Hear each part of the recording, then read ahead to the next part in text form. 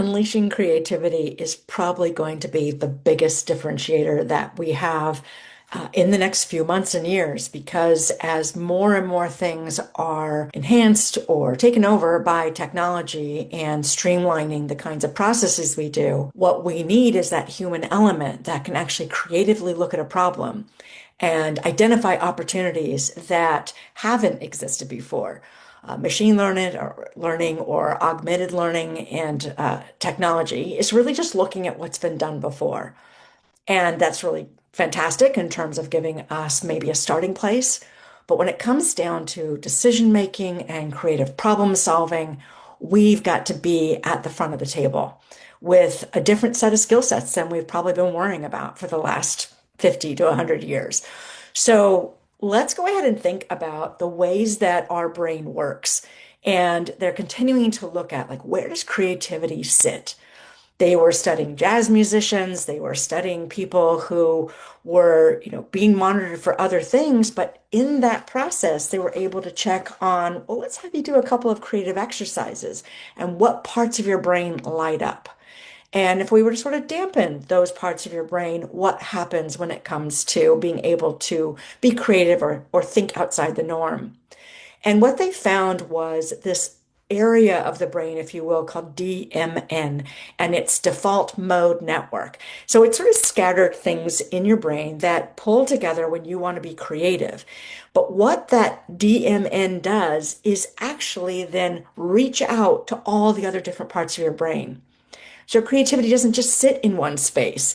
Creativity requires everything, how we feel, how we move, how our brain processes logic, how our brain processes emotion. It pulls all of those aspects together to help us be creative in the moment. And they find that these areas, this DMN lights up in times where we're daydreaming or meditating or doing that more internal thinking process. And how many times a day do we not take time to do that kind of mind wandering activity? We don't have time for it. We pack our calendars full of things so that we're busy, and we pull in tools to help us be more productive. And we've probably, since the time we left preschool or the play yard, been a little bit shamed if we took time to daydream. We got called out for letting our mind wander. So this is our spot of tea, reminding you that that's going to be the critical skill set you bring to the table in the future of business. And we can start leaving behind all the left brain, right brain, are you creative or not? Because what they find is that DMN, that network, is going out to all parts of your brain. And so left or right brained, you're coming to the table with the same capability or capacity to be creative if you allow yourself that time to really think about the impossible, the fantastical, the what ifs and what else, and put that inner critic in the back seat for a little bit. Just allow yourself to meander through the possibilities.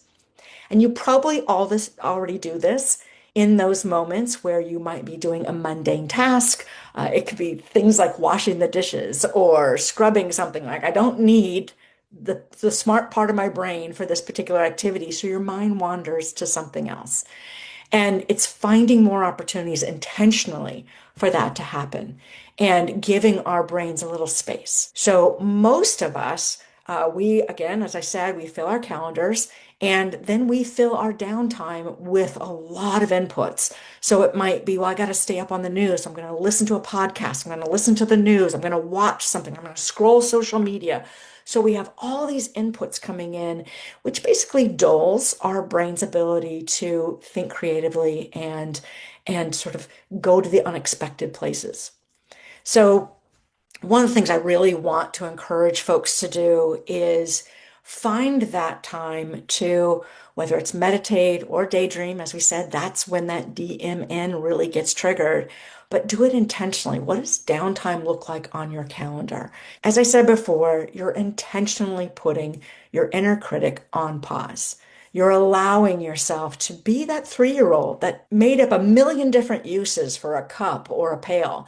They saw the world as if in their play yard there were dragons and monsters and lava on the floor. So allow yourself a little bit of that unexpected, what could I see here if I wasn't necessarily worrying about what has to be here and what I have to do next. So I hope you have a chance in the next few days or weeks and months to really unleash the creativity in you, because that's going to make you unstoppable as more and more solutions are coming at us and more processes are being streamlined. They're going to need your creative thinking, your creative problem solving, your unique way of looking at problems to solve the bigger stuff.